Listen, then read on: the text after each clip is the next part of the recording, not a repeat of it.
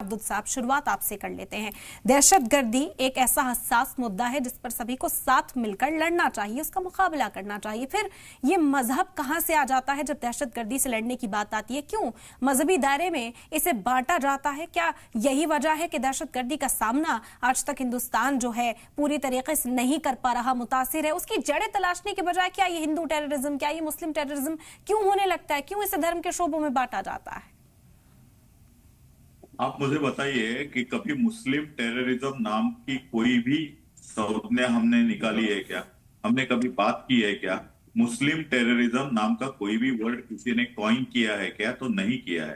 Bharatiya Janata party हो या कोई भी हिंदू संगठन हो, भारत में आज तक पोस्ट इंडिपेंडेंस जितने जितनी घटना घड़ी, जितने बॉम्ब स्फोट हुए, अभी हाल ही में मुंबई में जो सीरियल रेलवे बॉम्ब ब्लास्ट हुए, नहीं तो 26/11 का जो आतंकवादी हमला हुआ, उसको किसी ने भी एक इस्लामिक आतंकवाद बोल के कॉइन नहीं किया।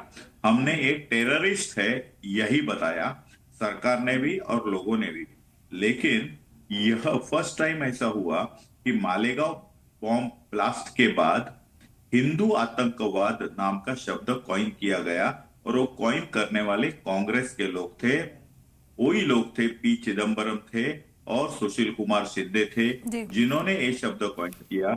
मुझे लगता है कि आज हिंदू आतंकवाद नाम का शब्द कॉइन करने वाली कांग्रेस धाराशाही हो गई है। भारतीय जनता पार्टी ने कभी भी मुस्लिम आतंकवाद नाम का शब्द प्रयोग का इस्तेमाल कभी भी नहीं किया है। ठीक, ठीक है।